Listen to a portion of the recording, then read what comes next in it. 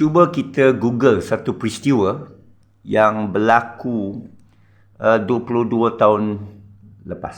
September 11, 2001.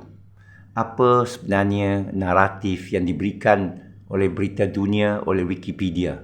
Mereka mendakwa ini adalah serangan teroris Al-Qaeda terhadap Amerika Syarikat di New York, iaitu Twin Tower, dan juga satu yang serang Pentagon. Betulkah ini mainan media? Kerana naratif mereka meneruskan bahawa ini kerja Al-Qaeda yang berlindung di Afghanistan, tetapi mereka pergi serang Iraq dan Afghanistan, padahal Al-Qaeda itu disokong oleh Saudi atau berasal dari Saudi Arabia masa itu. Kita tak mengakui, sekurang-kurang pada saya, itu bukan perbuatan orang Islam, orang beriman, kerana orang beriman bukan teroris. Ya, dalam Al-Quran, surah Al-Baqarah, surah At-Taubah dan banyak ayat lain mengenai cara orang Islam perang, cara Nabi SAW berperang adalah secara pertahanan. Nabi bukan yang mula sekali melancarkan perang. Ya, di perang Badar, bagaimana nak pergi lancarkan perang dengan hanya 313 berhadapan dengan 1000 lebih musyrikin Quraisy di Badar? Jadi apa yang berlaku baru ini di Israel bukanlah boleh dikatakan dilakukan oleh orang beriman. Saya tak tahu Hamas ke siapa, tapi saya tahu bukan orang beriman. Esok kita akan disoal oleh Allah. Itu yang lebih penting.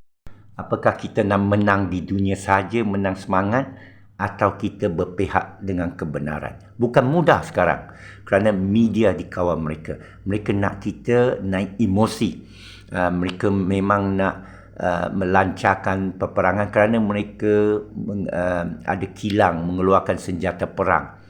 Banyak duit mereka terkandas di sana. Mereka nak belanjakan, mereka nak naikkan balik ekonomi Amerika Syarikat dan juga Britain yang sekarang teruk keadaan ekonomi dia.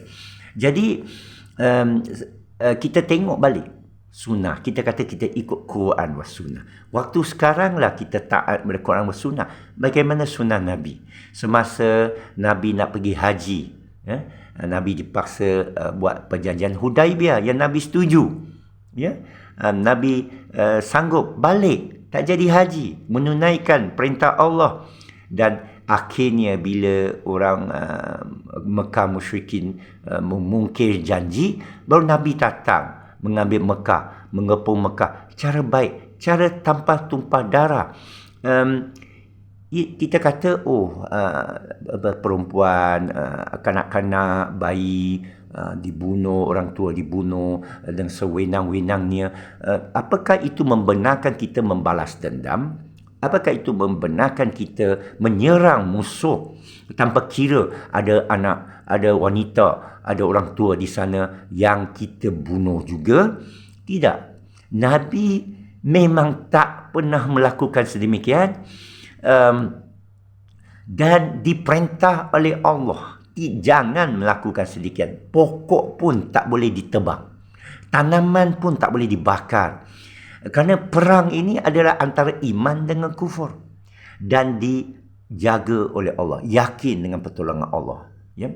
Jadi bagaimana nak dapat keridaan Allah kalau kita menyokong perbuatan zalim atas dasar nasionalisme, atas dasar bumi, atas dasar alasan kaumiah, atas apa alasan pun tak diterima Allah.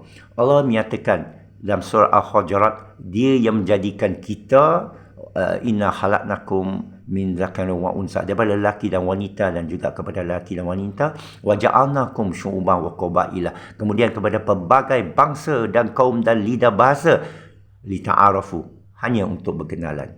Dan Allah isytiharkan semulia-mulia, bukan semua di atas itu.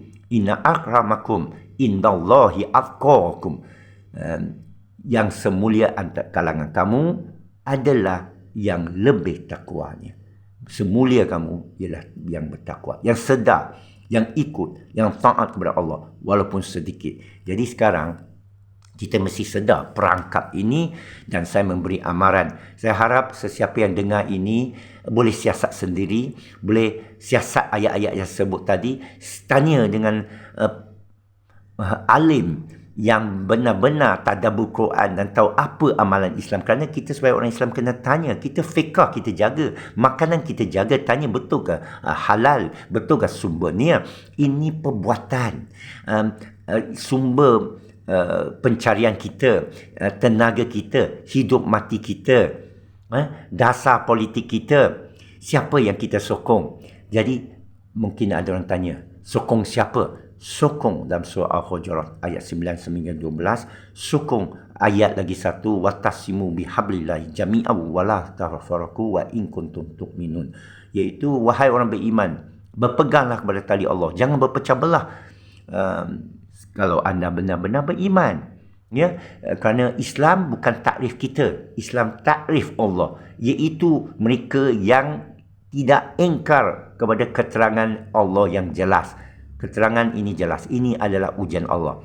Dalam surah Al-Mulk ayat 2, inna khalaqa mauta wa hayat, untuk menguji ayyukum ahsanu amala. Sesungguhnya Allah menjadikan maut, mencipta maut dan hidup untuk dihisap kita. Tengok siapa kita yang paling baik amalannya. Paling baik amalannya menyeru kepada ayat Allah, menyeru kepada kesatuan umat. Bila kita satu, selesai masalah. Semua orang akan duduk berunding dengan kita.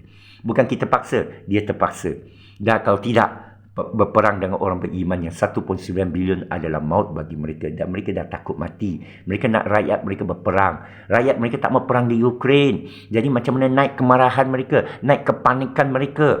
Mereka dah kumpul 2 kapal aircraft carrier di lautan Mediterranean. Dikatakan China pun hantar kapal perang dia kerana nak menghentikan perang. China pula jadi negara Thaiban sekarang, Darul Islam sekarang, kerana nak keamanan. Islam bermakna keamanan. Harb bermakna nak peperangan. Jangan kita jadi harb, kita mati kata.